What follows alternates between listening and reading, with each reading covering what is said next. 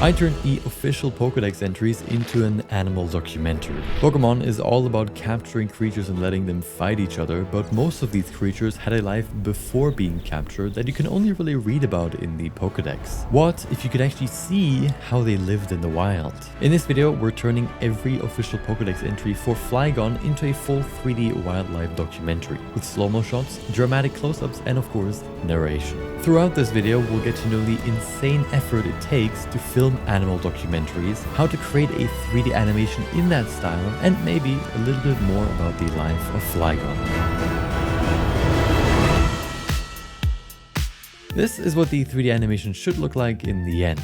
Well, just switch this out with that. For this project, I've researched quite a bit about how animal documentaries are made, and after a while I had a bunch of things I was really excited about, but also some problems I really needed to avoid. I want to create these super cool close-up shots to show some of the small details. The only problem is that Pokemon aren't really that detailed. So my idea was to enhance the original model and do it based on how Flygon could look like in real life. I just need to be careful that I don't go too far with that, where it looks like a whole new creature. My idea was to aim for semi-realism. The broad shapes are stylized and the details are realistic. The environment, on the other hand, was supposed to look more realistic with maybe a little bit of stylization to make it feel more real. But making the environment more realistic also meant that I had to get into physics simulations. Oh, how I hate you physics simulations. But we'll get into that later, unfortunately. The first step is creating the enhanced model for Flygon. And just real quickly, I want to give a shout out to Enlarged Kai. From what I've seen, they were the first one to do this idea, and I loved it so much that I wanted to try it myself. So if you want to see more animations like this, make sure to check them out as well.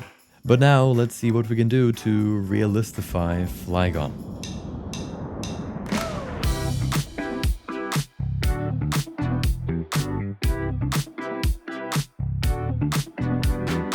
Since this project is all about showing off all the nitty-gritty details about Flygon, I wanted to make sure that when you observe it a bit closer, there are still some interesting details that you can spot. My main inspiration for this was the Detective Pikachu movie. The Pokemon still looks like themselves, they just have some more details. The only downside is that when something looks more realistic, it can also look more creepy. To avoid that, I had two rules. First, I can change anything as long as it doesn't change the broad shape. So if you look from far away, it should still look almost the same. Secondly, the changes I make should be realistic. So turning its antennas into detachable homing rockets wouldn't really make sense, no matter how cool that would be. So with these rules set, the first thing I looked at were the wings. The biggest problem I had with them is that they don't really look like they're really attached. They just kind of look like they exist on its body. So for my version, I added some actual attachment points similar to how dragon wings work.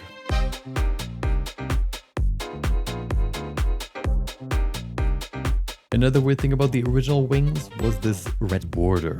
In the 3D model, it's a thick frame with a sort of wing membrane inside of it, but I don't know a single animal that has wings similar to that. So, since Flygon looks kind of like a mix of dragon and dragonfly, I thought I could combine both of their wing designs. I turned the thick border into a long upper and shorter lower arm, kind of similar to dragon wings, and the inside of the wing has this geometric insect structure.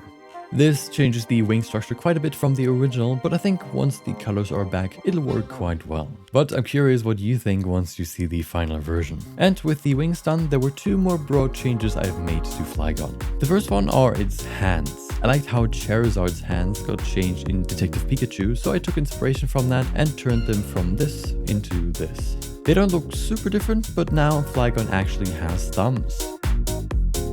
The second change actually affects the entire model. Right now it just looks a little too smooth. And if it's a dragon, it should probably have some scales. Now it looks more dragon, but it's still missing a bit of dragonfly. So I thought I could turn the dark green parts into something like an insect exoskeleton. Lastly, it has these red cups over its eyes, which look very similar to insect eyes, so I thought it would be cool if you could see this classic insect eye structure on them if you're close enough. And with that, the enhanced Flygon model is done.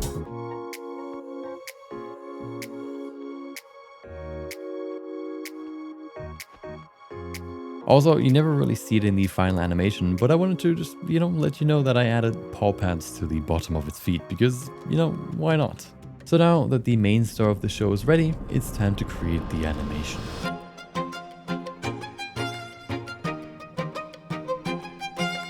There's one step in the animation process that I usually skip, even though I know that I shouldn't. Creating an animation storyboard before starting to animate allows you to collect all the cool ideas you have and then string them together into a sequence that makes sense. And in the process of doing this, I not only realized a few more cool ways to improve my final animation, but also how I can make it look more like a traditional animal documentary. Whether it's a lizard trying to escape a pack of snakes, or otters defending their catch of fish from eagles, something interesting I've noticed while studying these documentaries is that they not only show the animals living their life in the wild, but they also tell a story. And I mean, it makes sense. Seeing baby turtles crawl from the beach into the water is cute, but all of a sudden, seeing one of them getting eaten by a bird makes the whole thing a lot more interesting. For Flygon, a lot of Pokédex entries talk about its wings and how it creates sandstorms with them to hunt and hide itself. The plan was to start by covering some basic facts, and then afterwards transitioning into Flygon hunting some prey. More specifically, this guy. A perfectly normal dwebble,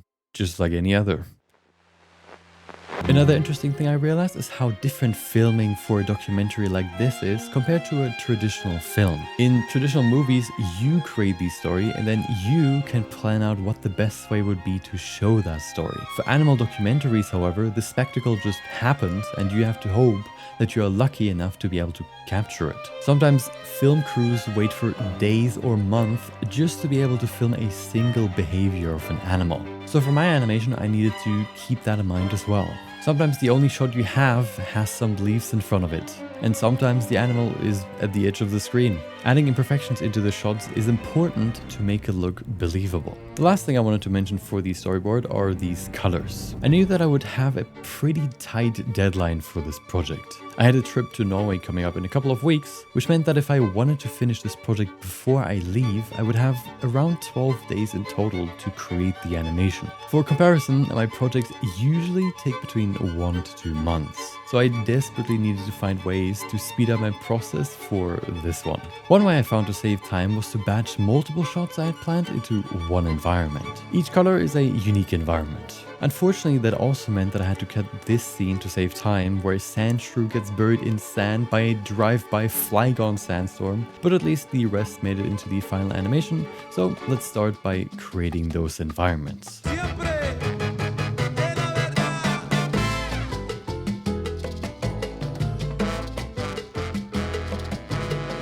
To create a 3D environment, you need 3D models. I like to create a lot of 3D models myself, but because I had such little time for this project, this time I decided to find pre-made models online. In total, I needed to create 4 different environments, and after a little bit of research, I had all the models I needed. For the first scene, I had a desert with tall dunes in mind. And would you look at that? I found a collection of desert landscapes. Usually, there isn't much else in these kinds of environments, but for my scene, I decided to add some of these big rocks to make the environment a little bit more interesting. And for that, the first scene is already done. Next, I wanted to have 2 scenes that Flygon could fly over. One very close to the ground and one almost above the clouds. Both of these are pretty simple to create. For the first one, I found this cool canyon model that I repurposed to create this dry riverbed that Flygon could fly through. And to add a little bit more variation, I added a few of these dry branches to the bottom of it. I also wanted to add diglets scattered all over the ground, but unfortunately, I forgot to show them in the final render. I'm so sorry, you deserve better. Let's just pretend they're all still there, okay? Wow, the diglets in this shot look so great. Look how detailed that one is. With shot 2 done, you may have noticed that these first few have been pretty simple, and that's not gonna really change for the next one either. It's supposed to be like the last one, just much higher in the air. So instead of seeing only the riverbed, you can actually see a whole landscape in the background. Let's start with another desert landscape. Now, to spice it up a bit, let's add a couple mountains. The only problem now is that since Flygon is moving forward, the landscape would be moving further and further across the screen, and at some point we would just run out of landscape. So how do we fix that? By turning the landscape into a treadmill. A treadmill-scape, I guess. Now the animation can run forever and we would never run out of landscape. The last thing I added were a couple of clouds to give the shot a little bit more depth. And now the process for this last environment is pretty similar to the other 3, so let's just speed up the process a little bit.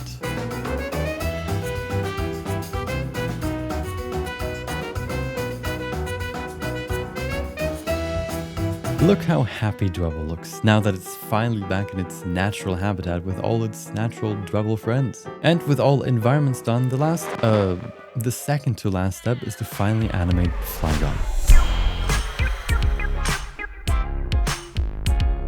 The process of animating a creature like Flygon involves a pretty complex and in-depth process where every movement has to look perfect or the whole project falls apart. So to start this very complex task, we start by positioning Flygon at the spots that it's supposed to move to throughout the shot. And look at that, that looks pretty good. I think we can move on to the next step now. Actually, you know what? Let's work a little bit longer on this. And I really told you I'ma blaze my path. Niggas really with me could've taken my star. Once close to you, don't see it going far. Creating smooth and organic animations for Flygon might be the most important part of this whole project. If it's supposed to be shown like a real animal, it also needs to move like one. So the first thing I did was to look for references, mainly birds flying, since Flygon will be flying throughout most of the animation. Look at this guy.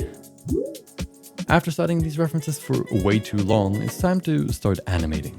We already have the basic position animated, but that's only one bone out of many more that we need to animate to make this look good. As a professional, you now basically create the key poses that would be the most recognizable throughout the shot, and afterwards add a few more in between those to make the transitions between them smoother.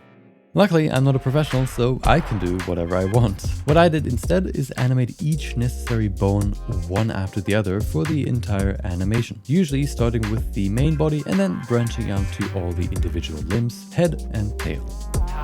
I'm not offering to blink, but I run it up and operate on doctors on the sly. Cause I can sing it in my sleep. I can't think of a similarity. And after I've gone through all the necessary bones, the animation looks okay, but it can be refined a bit more with a few adjustments like changing the timing or speed of a certain bone. And to be honest, the animations for this project weren't really that hard. At this point I'm just stalling for time so we don't have to get into the last step of this project, but I guess the faster we get through this, the faster I can show you the final animation.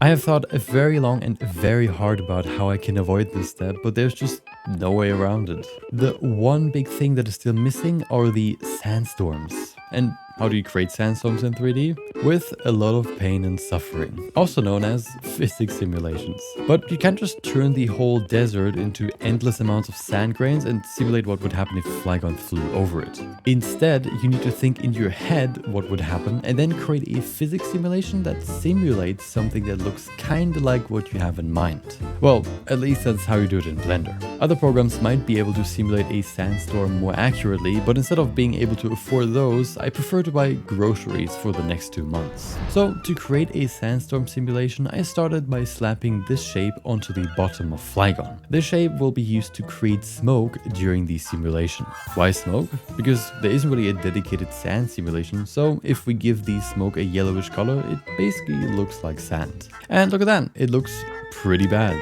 But what if we change a few of these settings? It looks, oh wow, exactly the same. How about these settings? Now it looks different, but even worse than before. Wait, what settings did I change again? After a while of randomly changing settings around, I got somewhere and started adding force fields now. Basically forces like wind or gravity to adjust the behavior of the smoke. Ah, now we're getting somewhere. That looks pretty good. Now let's increase the resolution and see what it looks like in higher resolution. Wait, it looks worse than before.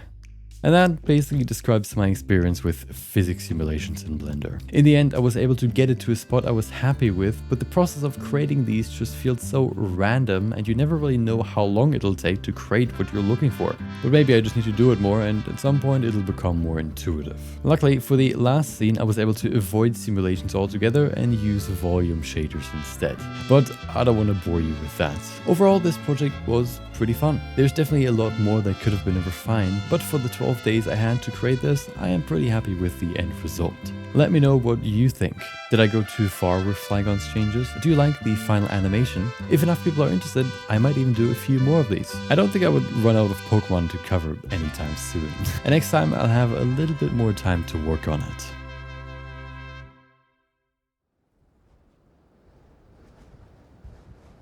The desert. An unforgiving place for some, but not for Flygon.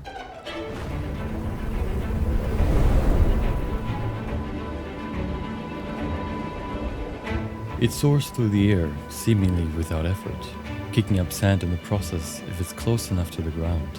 The flapping of its wings can create a series of notes that sound almost like singing, earning it the title Desert Spirit. For some, hearing this sound might be soothing, but for others it could be the beginning of the end. And this end is anything but peaceful.